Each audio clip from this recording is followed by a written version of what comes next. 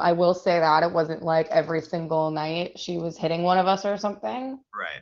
But I mean, here's just one story. It's literally etched in the back of my mind. I'll never forget it. I was in, if anyone went to Catholic school or private school, you know, you have uniforms. It's very easy to get dressed in the morning, and especially when you're a kid, you get to kind of goof off because you don't have to waste your morning having to figure out your wardrobe. So me and my sister are in a Jack and Jill bathroom, you know, with the two sinks. Right. And we're goofing off. Here's a little bit of comedic relief about the whole story and the situation. My mom always had this thing where she would start at like screaming, like literally screaming on the top of her lungs, guys, fight with us, but only wearing underwear. Like even her boobs would be out. Like she couldn't compose herself or control her emotions enough to, I don't know, finish what she was doing, whatever that may be. But we were very open in my home as well. So like that wasn't really that weird either to see her like that. Mm-hmm. But it was still odd. It was a little bit of comedic relief. Like, woman, put a shirt on. You're screaming at a fourth grader about goofing off in the bathroom. Like, think about what you're really doing here. Yeah. And she pulls, we had a loft, right? Just so you guys can see what this is like. And then the stairs going down from the loft. And the bathroom is right in the center. She pulls us both out. She spanked us too. I think she even slapped me in the face. And I had the bottom drawer open because I had like stuff, like a bra. I don't know. There was stuff in there. I hit it. She threw me back in the bathroom, and I hit it with the back of my leg. And I remember, probably to this day, if they haven't fixed it by now, that drawer clicks now forever because of how hard I hit it. And the back of my head hit the towel rack. And of course, you're kind of, you know, thrown for a loop. So I kind of fall to the ground. And I watched my mom do the same thing to my sister, who was much younger than me. She's 2 years younger than me. So she was in second grade. Did you slow her down? Oh, say that again? It didn't even slow her down. What just happened? No, there was like no, I blinked and it happened. But at the same time, it was definitely one of those, like, this happened in slow motion, like it was a movie. It was so surreal. And I watched her hit my sister, you know, like spank her really hard, bring her to the stairs and throw her down the stairs. Oh my God. Wow. And I can't do anything. I'm delirious. I just hit the back of my head. Wow. Wow. To a second grader. I was in fourth grade. Wow. Not to ask for sympathy, but that just kind of gives you an idea of like, whoa, this woman's emotions were off the rocker. They were not okay. Right. So I had to deal with that up until I was 17 technically. I went to college when I was 17. Was Dad in the picture at all? Oh, he was, but she's which is so sad. She's very narcissistic. And he, no matter what, loves her to pieces and wants the best for her because he understands the trauma she's gone through. But she's never talked to me about it. Right. I can't make her, you know. Did she drink? Not like you thought. Not like you're thinking. Yeah. A lot of this was like in the early morning, like getting ready for work and school was when a lot of this stuff happened. Yeah. And guys, if we could save the questions to a little bit later, I would appreciate it. Yeah. That was something I was going to bring up too. Like there was a moment where she did drink a little bit more, but it wasn't like she was a severe alcoholic or anything, or that's the reason why she did what she did. Right. I think she just would snap. She would just, things are out of her control. And so she did whatever she could to create dominance. So it may not have been an everyday thing where, you know, it's like as soon as you get home, the belt's coming out, I'm drinking, I'm abusing you. Right. Definitely, if the situation, which I imagine could come at a moment's notice with, you never know. You never know. It could just provoke an extreme situation, which in a lot of ways, you know, I don't want to say is worse than, you know, chronic abuse, but it opens up a whole new psychological aspect because if you don't even know when it's coming, it could leave you in a perpetual state of of fear and anxiety. So I can only imagine Right. what that. Well, I mean, like, here's a quick, just like, type of one in the chat question for the chat, just because I think we've all had this experience. Who else scattered like cockroaches when you heard the garage door open? Oh yeah, I can remember. Or when you heard the click of your mom's heels walking along the wood or the tile. Yeah.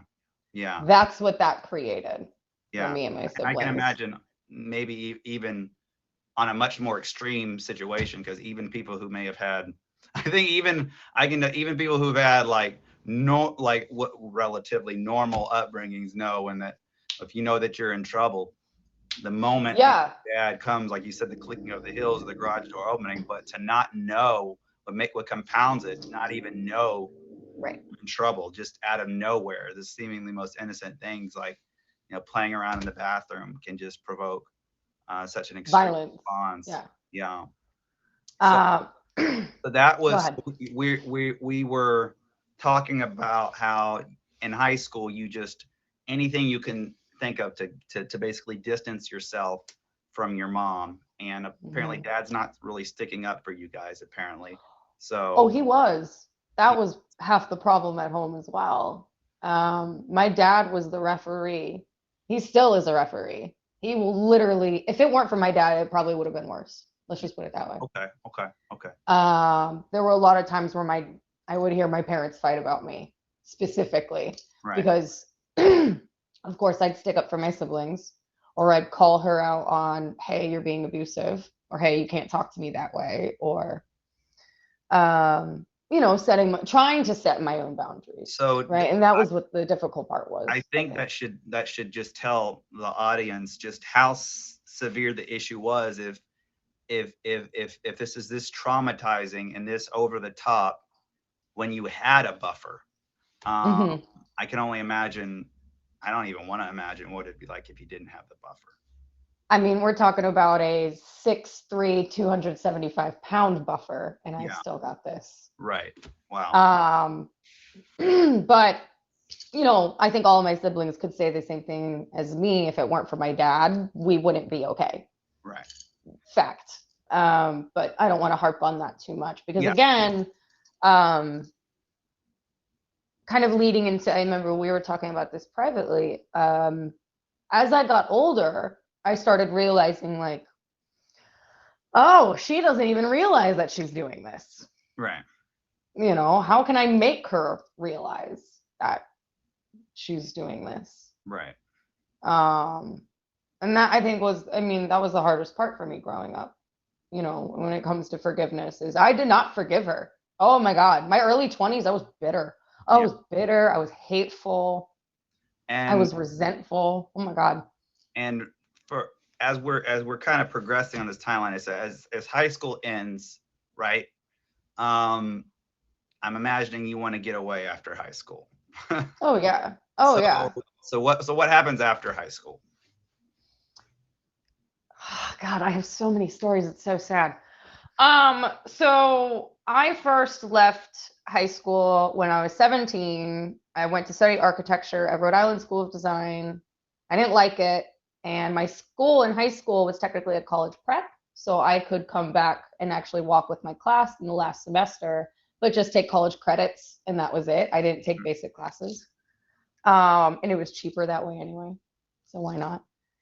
After that, I applied to like 7 different schools, to do product design, industrial design, surface design, like that, what I do now.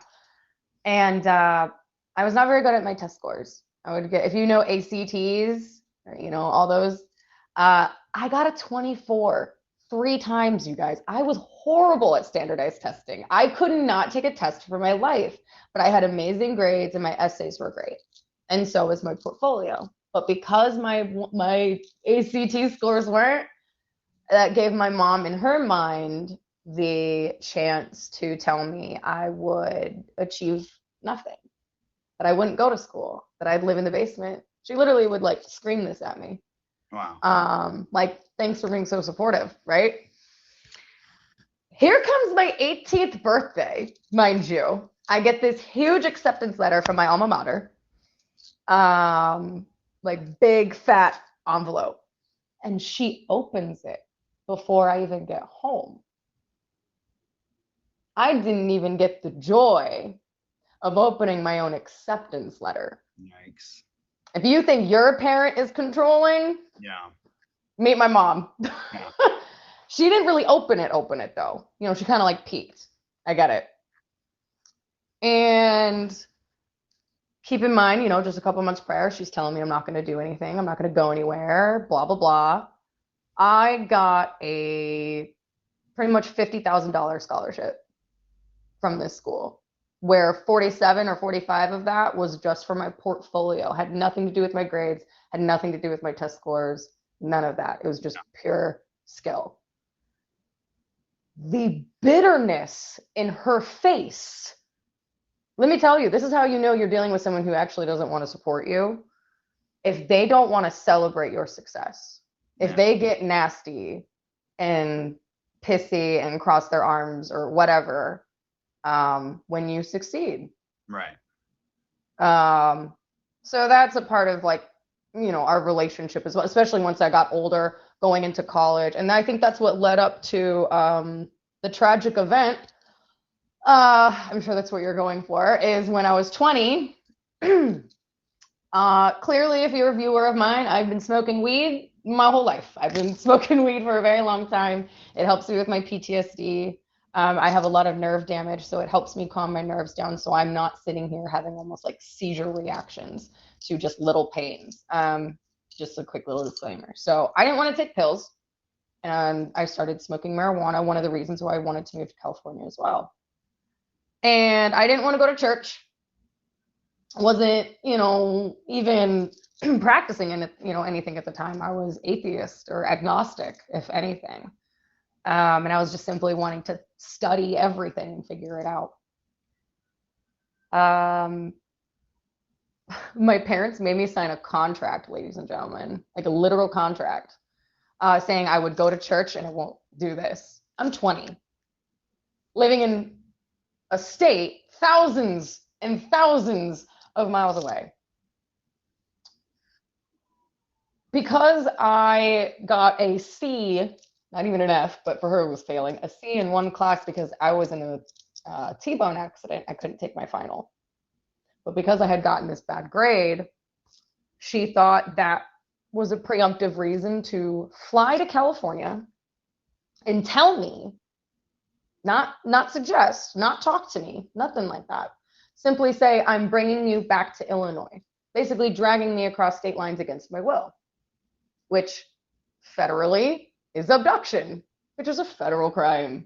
I could have called the police on her and had them pick her up at the Oakland airport. But I didn't. I just simply ran away. I just simply turned off my phone. I took the SIM card out because she was tracking my phone. I deleted all social media. I didn't even turn my phone on, I think, for another like 2 weeks. Like a long, long time. Yeah. My grandmother had even sent a private investigator to try to make sure I was alive because I was just not talking to anybody because I didn't trust anybody. I can't. I'm just going to pause real quick just to Sorry. I'm going to pause. Don't be sad. Please don't be sad. If you are just joining us, this is the Forgiveness Project, and this is our amazing guest, Space Pinup, telling us, you know, the story of her basically conflict, to put it mildly, with her mother. Now, to paint a better picture for those of us who weren't there, like I think this is more than just, hey, young lady, you're coming home right now. This is like literally like real efforts are being made. Like, we're going to like literally force you to come home. So I want to make sure that we paint that picture right for people. Yeah. Now, hey, you know what? You need to come home. You didn't do right. Like, no, like, you need to come home. Let's go. Right. She didn't want to. And it's so sad because all I've ever wanted was to have a conversation with her. And I think I've talked to you about this. But she doesn't want to have that. Desire that persists to this day. Oh yeah, it's still, even today I debated you guys calling or texting my mom being like, "Hey, happy Mother's Day," and maybe hoping she'd finally talk to me. I don't know. It's been So long enough. we had this incident, which I don't think any of us can really truly appreciate. Like even me, I'm trying to put myself in that position, and I'm pretty good at. I like to think I'm one of the better empathizers out there. I still can't think. I still can't imagine what exactly that would look like, because I see your reaction to it, and it's sharper than what I can imagine the situation in my brain being. You know what I mean? Yeah. So I don't think any of us could really truly appreciate it unless we were there. As we kind of transition into kind of the journey towards healing, Right. this is the last contact you've had with your mother, correct? Was on this day more. Until we get to the forgiveness part, yeah. Right. Yeah. This So was the last physical contact with her. Yes. so after this situation, was there any phone calls? Was there any emails? What did the communication or lack thereof look at after this attempted abduction? I mean, she never texted me, she never called me. And I think, to be completely honest, I think that might be two things at the same time. One, her being stubborn. And two, I think it is kind of her way of respecting me. I will give her that. She knows at the time, in my early 20s, I don't want to talk to you. I don't want to have a relationship with you. You've done nothing but hurt me. Why would I want a relationship with someone who hurt me? And that was my thinking. Did you tell her those things? Mm-hmm. Well, not exactly that eloquent, but you know, maybe in a little bit more colorful language. A little bit, with a lot more detail probably. But because again, when it comes to healing, again, like I think you mentioned earlier, I'm not a therapist. You're not a therapist. A lot of the things, if you hang out in my stream, you're like, whoa, why do you know so much? It's because I'm literally repeating stuff that my therapist told me, right, or like taught me, or gave me as a coping mechanism, or as a phrase that I keep in my mind to put myself back in reality. Because I think when we're dealing with trauma of any kind, especially of parental trauma like this, yeah, the mirror poem, right? My viewers know what I'm talking about, but I don't know. It was just difficult. You know, it's something that you need a therapist to help you with, or at least what she always told me was a really good support system. right.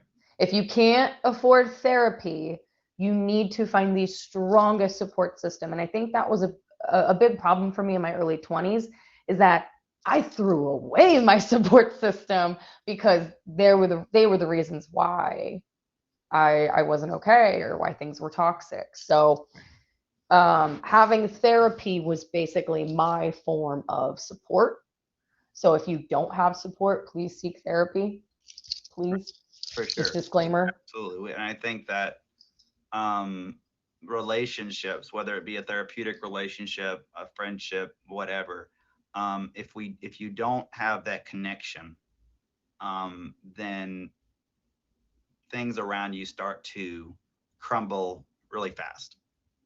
Oh yeah. I think that is, not to make this about me, but that is kind of one of the reasons why I do, and I have made my live stream the way I've made it, because I recognize there's a lot of people who, not everybody, but there's a handful of people who this is their source of connection. This is their source of socialization. This is their source of belongingness. And if we can provide a place where people can feel valued, even if it's on a silly live stream where we make crotch jokes and you know, and the ilk, then I feel like that, you know, we can provide something for someone who may not have anything else at the moment, or at least an additional thing. But right. Back to your story. What did the journey towards, obviously you said you were very bitter, you were very angry for a long time. I don't think we need to paint too much of a picture on what that looked like. I think based on what you told us, we can all imagine what that anger and hatred look like. Yeah. What was the process towards getting you to a place where you were able to release that vitriol in your heart? Oh, just the whole anger of it. Yeah. Well, one, like I said, therapy. Uh, Bless her heart, I still work with her today. I've been her, client for 7 years, a long time, on and off, but I trust her, and she's always been there for me. And I mentioned just a disclaimer, a big part of that healing was kind of part of the failure for me was I literally wasted years, you guys, years trying to figure out why my mom did what she did during my therapy sessions. I bet you my therapist had a frying pan on the other side of the phone ready to hit me upside the head for the amount of times I've brought it up. Jokingly. Not like she'd literally do this, but she definitely was very patient and consistent with kind of beating it into my head. Like we would fight, me and my therapist. Like we'd actually have like screaming matches because she'd be like, whoa, she's really triggered trying to figure out why her mom hurt her. And this is where I'm going to tear up. Because don't waste your time I waited a lot of years for her to show the fuck up. Trying to fill my cup like how I did for her. And expecting her to love me the way a mom should love a child. No matter how much time I gave her. And it's like, sometimes you have to accept like that'll never happen. Yeah. Sometimes that'll never happen, you guys. Yeah. And that's where I get emotional because, God, I wish I knew that when I was like 24, 25. I would have done so much more with my life. Are you kidding? But not like I'm resentful about it, but right. I could be a lot further along probably if I didn't waste my time. And I think that it's not along with that is when we let go of that that, like I said earlier, that right to revenge, that right to hate, and sometimes that entails releasing the right to know why, or the right to be justified in our retribution. Like, because sometimes there's no excuse for what she did. There's no excuse for the pains that we that we've incurred, and part of that is, like you said, having to just let that go and realize that your forgiveness is your journey, not her. Right. And that's a really, I want you to say that one more time for the audience, please, because that's really important. Your forgiveness is your journey, not hers. Right. So what did forgiveness look like for you? And what is it like in terms of like, when do you think that you kind of got to a place that you feel like you forgave your mom? What did that look like for you? And how did that make you feel, I guess? Well, there's two parts of that story. So the first one was me actually coming to my mother with forgiveness, and I think we talked about this part. I only really talked to my mom through email at the time because it felt safe. Felt like there was some distance there. I think it made both of us kind of think of our words before we said things. When you're texting, it's word vomit. When you're on the phone, it's even worse word vomit. Yeah. And emotions get in the way. So I just kind of kept everything to email with her. I was about 24, 23, something like that. My poor boyfriend at the time, what a sweetheart. I'm at his house and I get the email back, from my mom, but I basically tell her, I forgive you for all of the childhood trauma that may have happened, and I told her this because I know I can't go back in the past. I know neither of us can go back in the past. And the only thing that I really wanted to, this is so silly, like silly to bring up, and I know we mentioned this earlier, so I don't want to harp on it too much, was the one thing that really concerned me. It wasn't even like I really wanted her to like really say sorry, but I'm like, hey, we kind of need to have a discussion about what happened when I was 20. Let's try to figure out what steps led to this so I can hear your side, my side, whatever. But at the time, like I said, it would have technically been a federal crime. And in my mind, I if you care about a parent enough, you're going to want to figure out why they did the things they did like that, I think, at least on that retrospect. And sadly, her response, a very hurt narcissistic woman, said she didn't do anything wrong. She didn't do anything illegal. And that I wasn't a legal adult federally, using my words against me, trying to, I guess, until you're 21.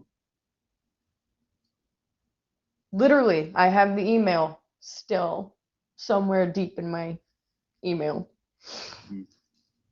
And I think that was the first moment that I knew, okay, I got to figure this out for myself after that, because that's when I knew clearly that's all she wanted to think about and talk about. She completely forgot about the fact that I'm over here also saying like, hey, I'm not trying to hold you accountable for all the other crap you've done. Right. But this is a conversation we need to be having as adults here, because I'm kind of concerned why things happened the way they did. Yeah, she didn't want to accept responsibility, but loved to make everyone else have to hold themselves responsibility, which that was the first hard part. So I think the final turning point for me accepting and forgiving my mother for myself without having to say something to her was probably about 2 years ago. I was about 26, about to turn 27. So. Right. Now, how did your life before, releasing that hatred, releasing that anger, releasing, like where it said, that right to want revenge and justice, and then afterwards, how was your life look different from before to the after? Well, I changed my major. That was a big first move. I started pursuing what I want to do and not what I thought would make my mom happy, which was always a problem. That changed my life severely. I went from getting decent grades in the product design field to getting A's across the board and getting amazing compliments and mentorships from art directors. Designed as a political illustrator after that for a long time, and then here I am. I've done a lot for myself without the same pressure that I think a lot of people have today, as trying to do things to appease their parents, make their parents happy, make their parents proud. A real parent is going to be proud of you no matter what you do. And that's my dad. We may not have like super close relationship, but that's my dad. So always look for people who are going to support you. And like I said, support system, find a good support system. You will find healing through your support system. So in terms of the emotional impact that forgiveness has had on you, what can you say that's looked like? And guys, again, I appreciate the comments. We could just hold the questions to the very end. I would appreciate it. Okay, so ask it one more time. What, in terms of an emotional, in your emotional state, how has forgiveness impacted you in terms of your emotional and spiritual, whatever? Oh yeah, I'm calmer. I'm much calmer. Oh my God, I can sleep. That was a big thing. I used to not be able to sleep. I used to be super skinny. Like, I mean, I'm already skinny, but I mean, like, you could see my ribs skinny, even though I was eating. It's that the anxiety that I was holding on to until I did that healing was literally eating me. It was Do, literally eating me. do you wish what would you wish upon your mother right now if you could wish something upon her?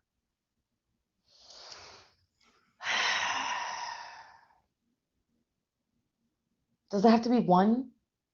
Well, it's your answer, of course. Well, me being me and just like the type of family I grew up in, the first thing I'd probably wish for her is to grow, excuse me, the balls to talk to her own mother. Yeah. Because I know that's where a lot of this trauma for her comes from. Yeah. And I wish she didn't feel the need to control everybody because she feels out of control in her own life. Right. Yeah, hurt people, and she's a very hurt person. So But that doesn't mean I have to deal with the hurt. what does what you wish for her now, how would that differ from what you would wish on her maybe before you made that step to forgive her? Oh God, I literally wish the woman would get into a car crash, like horrible thing. I mean, like jokingly horrible, horrible things. Thank God I was not nowhere near in my practice as I am today, or I'm sure I would have probably tried to hex the woman. But I'm happy I'm not doing that because I've grown. um, again, there was a lot of animosity, and I would talk about it all the time. I was so hurt. It was the only thing ever on my mind. And I'm sure a lot of people got fed up with that real quick. I kind of feel bad, not Yeah. gonna lie. Yeah. If you're just joining us, this is the Forgiveness Project, and we're here with Space Pinup. If you haven't favorited her, by the way, she's, aside from just being incredibly, courageous and vulnerable with us here today, she's also an amazing streamer and content creator on the app. So y'all, please give her a favorite. From what I'm hearing, is that in your journey towards forgiveness, what you would wish upon your mom before this would be more pain, Mm-hmm. more hurt, Mm-hmm. ill, Well, it's like feel the same pain I felt, kind or of, yeah, eye for an eye for sure. concept. Yeah. And now, from what I'm hearing, what you wish upon her now is that which would give peace. Right. But I know it has nothing to do with me. I Right, know where it comes from. Because right, her own mom, my grandma, my own mom, or I should say my mom at this point, has even opened up to me about it. right. And I know there's hurt there, but I And can't be the therapist, you know. right. I think one of the things I've realized is that when we talk about forgiveness, as much as we talk about as the forgiver, Mm-hmm. it being something that is for us and not for the person we're forgiving. Mm-hmm. In that release of that victimhood and release of that right to revenge and that right to hatred, we either consciously or subconsciously allow the person who's done that harm Mm-hmm. to deal with their own roots and causes of pain independent of us. So it's like a process that not only releases us in the most major way to be free and clear of that pain, but it also releases them to, independent of us, seek the peace Mm-hmm. and not reconciliation, but resolution to what has enabled them to do such hurtful things in the first place. A lot of Right. an action that is very connected to two people, allowing actions that are very independent on both sides, Mm-hmm. which, if you think about it, is emotionally, physically, psychologically, and spiritually a very powerful thing. And I think that's why I think that's why we talk about that here on the show is forgiveness. Yeah, Because I would say so. or that has. Well, I think that I can speak for everyone when I say Space Spinner. We all love you. You're an amazing person, and I think that regardless of whether your mom ever comes around, and I personally hope and pray that one day that y'all could get on the same Someday. page. But I know that regardless Right. of whether that ever happens, you are someone who any mother would should be proud of. I Absolutely. hear that from a lot of moms. Uh, I've heard that from a lot of moms. you're an incredible person, beautiful inside and out. Now, if there's any questions, guys, it was a long story. I do appreciate y'all being patient with me in terms. It's a heavy story. I like to Sorry, keep, guys. as much as I love you guys, I like to keep the conversation a one-on-one so we don't get a little bit of any off topic. But if there are any questions out there, guys, y'all feel free to give them now. If you're just joining us, the Forgiveness Project, and we're here with Space Fun. Where did you go to college? Interesting question, Andrew. Where did you go? California College of the Arts. Right. Okay. Pretty basic name. Well, thank you. Did you have siblings, and how long did it take to fully forgive? And I'm actually curious about that too. Was it more like a light went off, or was it more of a few things that had to happen in order for things had to happen? It was not a light switch. I mean, maybe the concept of it was a light switch, but the actual act of it, no. It took years. Like I said earlier, I had to first, begrudgingly, as I admit here, I'm gonna do what my therapist says. I was silly. I say stupid. I was silly in using my time with her to talk about my mom. Yeah. And just speculating. Right. Not to say it wasn't important for my healing, but I had to work on the letting go process of don't think about this. Stop trying to find the answers. Stop. Literally, what my mom, I guess, was trying to condition me for was her vicariously living through me. I had to learn how to be. I've always been independent, but I had to learn to be myself without her influence. Right. So it took about a year and a half of talking to a therapist once a week. Okay.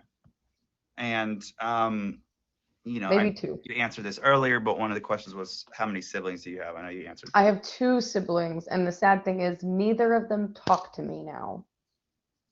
Because the problem is with having a narcissist be your abuser is they will get everybody against you if they can. Mm-hmm. Loyalty. Yeah. So unfortunately, that was my little siblings that I basically raised. And I think a part of that too is I got a lot of the brunt end of everything that a mother should have gotten, but I got having to fill that role. Yeah. What is one tool that has helped you the most in your healing journey, and what sign is your mom? What sign is she? She's a Capricorn, which explains control, but I'm not going to get into that. You'll have to talk to me on my show about that. In terms of coping mechanisms, I mean, not only just like meditation, but just, like making time for yourself, whatever that may be, I think was a really big part of it. I really got into hiking. I mean, I've always liked hiking, but I really got into trail exploring during this big part of this section of my therapy. I was actually on Meet Me as well. That was a big part of my healing too. Like I say, support systems are awesome. They help a lot. But in terms, I guess, of narrative, is the only emotions that I can control are my own.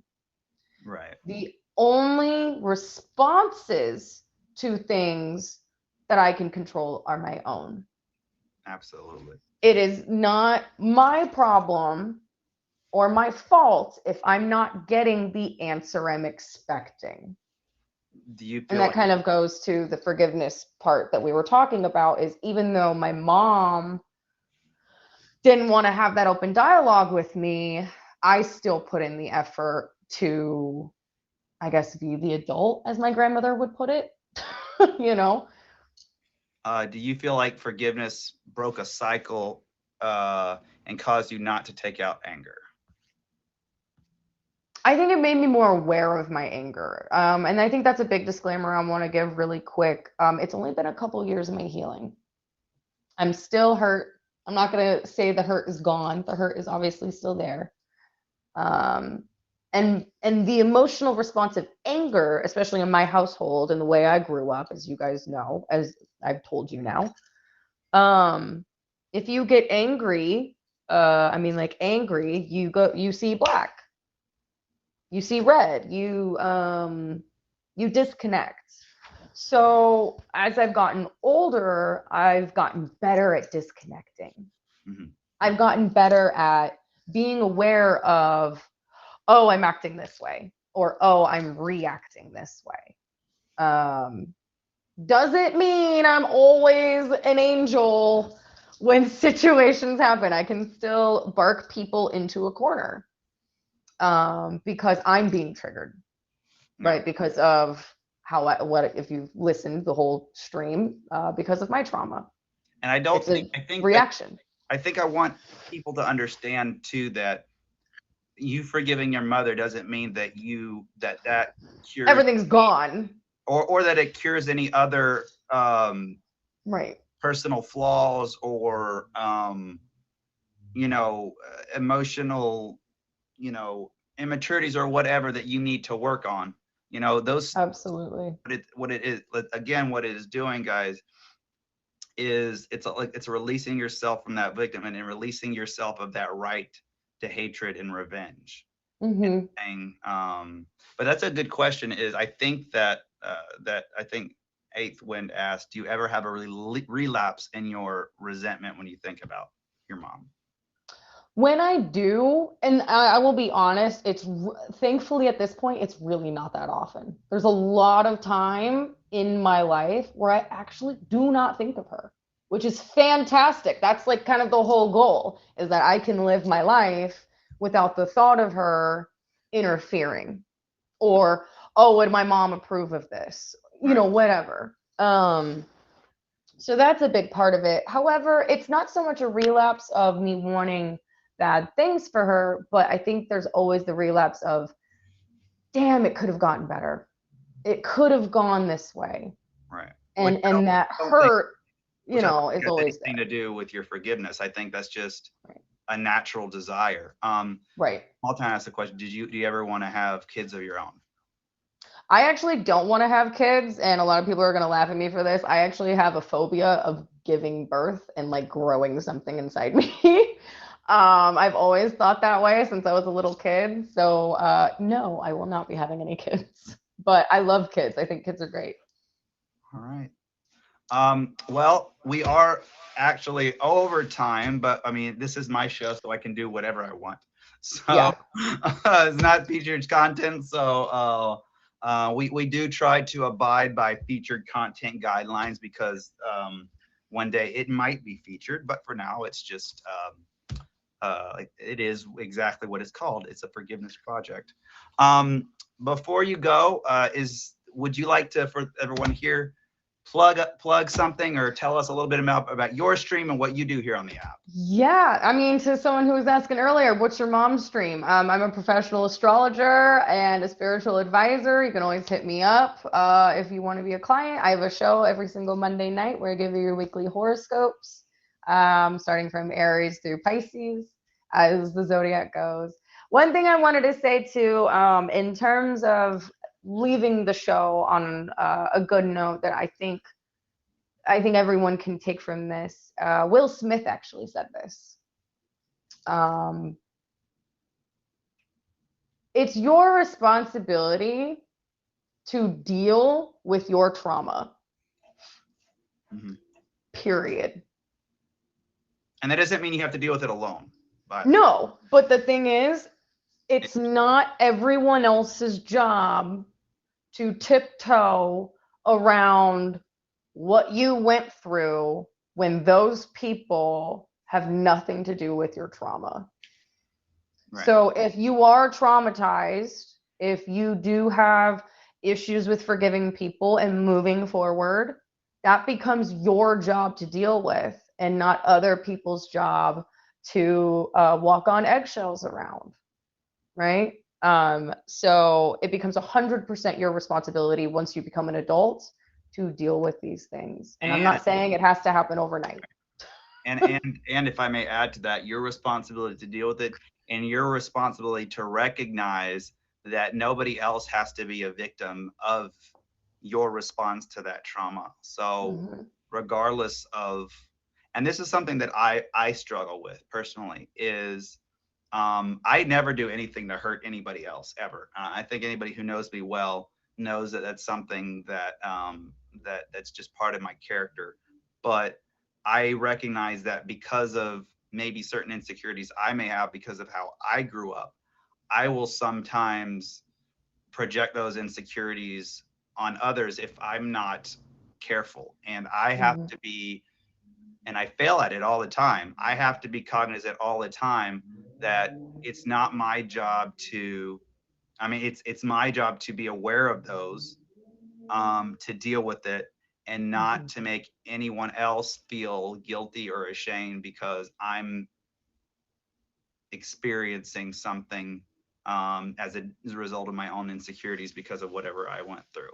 So I think that's a really interesting point to add at the end. So I'm really glad that you made it. Absolutely. I mean, it was also someone asked earlier too, just really quick, how you just, disengage, that phrase. I remind myself of that phrase. If I'm overreacting to something that I know I wouldn't like from someone, like you said, like having the ability to be aware, like you were saying more, is really, really important in learning how to disconnect. So it's first recognizing the thing, whatever, fill in the blank. 2, recognizing your response or your reaction to it and asking yourself, is this from logic or is this from, an irrational reaction? Right. Most of the time it's irrational, you guys. And it's a journey. It's a journey, guys. It's always going to be a journey. You'll never, if you ever feel like you've gotten there, get back on the path because it's always a journey. It's worth it, you guys. After I forgave her, I got my degree, I got money, I got an apartment. I was a better person because I started doing things for me. So please forgive people. Well, thank you, Space. I can't tell you how thankful and grateful I am for you sharing with this story, especially on Mother's Day, guys. So those a lot of us have wonderful mothers to be thankful for, but we need to be cognizant of not everyone has the same story. And we thank you for the fact that you were courageous and vulnerable enough to share that with us, and hopefully reach someone out there and create a potential for growth for someone else. Absolutely. Guys, please don't forget to favorite more. Okay. Y'all have a wonderful night. Oh, don't forget your thoughts and words create, manifest the world around you. So think positively and speak kindly. Okay, bye. I like that. I like it. It's very similar to how we end our show. Well, now, guys, that is the end of the Forgiveness Project. So I thank you all for being here. I am going to stay live, guys. I am going to, by the way, if you're interested in being on the Forgiveness Project, if you have a story that you would like to share with us, it is actually bi-weekly, every other Sunday there, Alicia, every other Sunday. So we'll be back in 2 weeks with another story. I'm going to go ahead and end this in the project now. I'm going to transition. I'm going to change my profile picture and we're going to go into our regular live.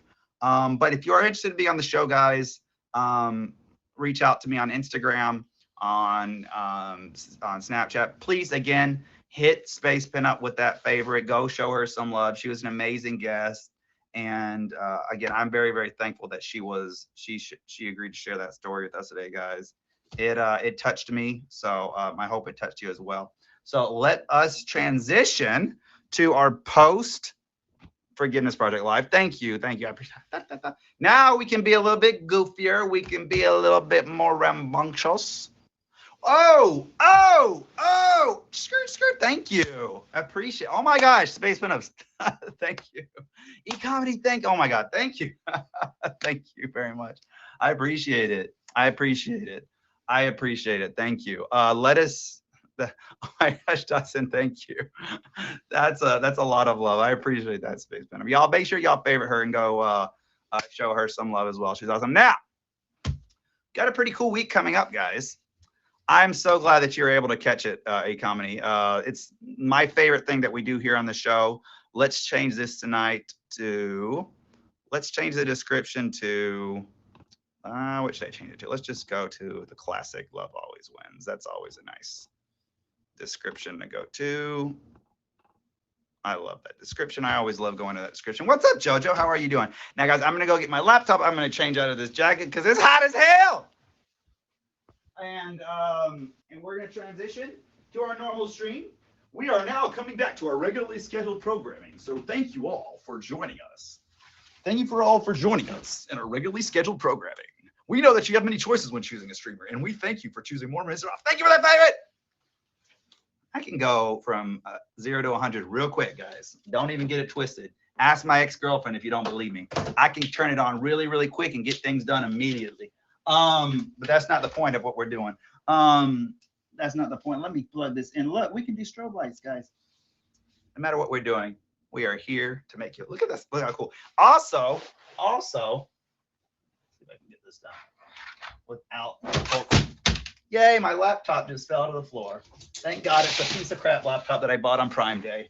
Thank you, Amazon. And thank you, Daddy Jeff Bezos. Okay, let me plug this in so everybody can see our cool little thing. What I know.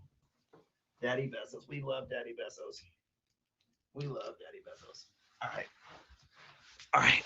Now, who is actually the last wheel that was sent? Because I know there was one. Why did these things have to be in the way? Honestly, thank you. Where's the music? Oh, does the laptop still work? I think so. Okay, let's see. What is my pin? 00. Hey, Sonny, how are you? Let me. Oh my God, my bank account information is still open. I'm in the negative. Yay, overdraft. Okay, let's go to the Spotify playlist. That's what we want. That's what we want. That's what we want. Meet me live. Yes. Oh, I'm sorry, Sonny. Well, you know my Snapchat if you need to reach out to me, go. Cam, were you paying attention? Who was the last one to send a wheel?